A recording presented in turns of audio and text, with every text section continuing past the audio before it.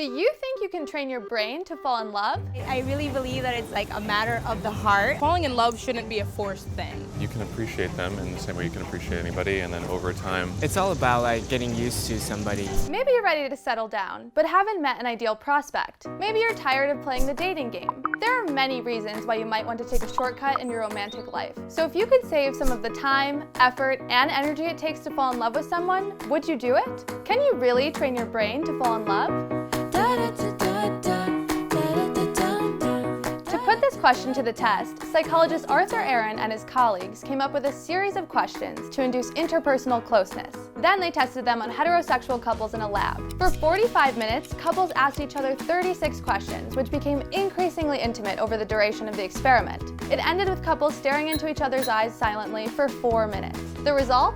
6 months later, one of the couples involved in the test was married. So yes, it's somewhat possible to train yourself to fall in love, but in order to understand the experiment, we need to look at it from a psychological and a biological perspective. The experiment relies on reciprocal escalating self-disclosure, a process that naturally happens over time as a relationship builds. Reciprocal escalating self-disclosure is kind of a long, fancy term that social psychologists use, but it's really not very complicated. Reciprocal is just that when I disclose something to you, you're likely to disclose something to me, and it's likely to match the level of disclosure that I used when talking to you. And then escalating over time. Once we've each revealed some vulnerabilities to one another, if it all went well, you feel comfortable, and you can reveal even more vulnerability. If all goes well, when we open ourselves up to our partner, we allow a few important things to happen. When you disclose something personal that you often don't tell other people, it makes your partner feel special. This indicates that you trust them and also allows them to respond in a supportive way. Feeling understood, feeling validated is something that people like. I think what may be misunderstood is people think this is somehow a special process that psychologists have come up with. I think what they've come up with is a way to speed up a very natural process. Whether you're using the same 36 questions from Dr. Aaron's experiment to jumpstart a new relationship or letting self-disclosure unfold over time, there are biological reactions in your brain firing in response to intimacy. One of those reactions is a rush of oxytocin, also known as the love hormone. One of the things you're doing is you're establishing an empathic relationship with someone. And it's been shown in a lot of studies that oxytocin is very important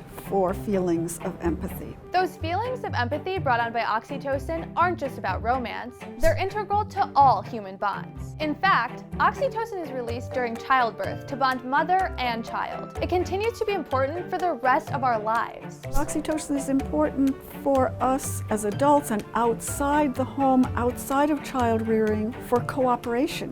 People early in our evolution to have formed groups to go hunting and hunt together and cooperate. This is one of the things that has made our species so successful, this ability to cooperate, and that's oxytocin.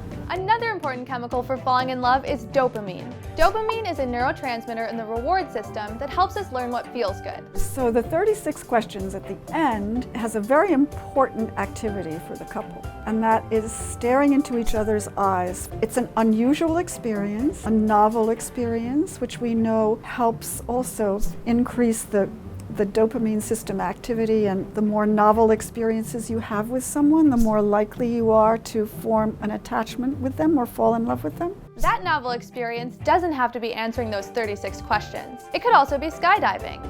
Or if jumping out of planes seems too extreme, you could try a new restaurant or see a new movie. If the 36-question experiment makes you want to run out the door to create your one true love, you should know that reciprocal self-disclosure and novelty don't do all the heavy lifting for you. If someone is especially self-protective and especially worried about being rejected, and then they might clam up and say, oh, I don't know, or intentionally reveal the least amount of information they can about themselves, that will put a stop to things. You can't do it too often, because if you get used to the questions, then you don't give a novel answer.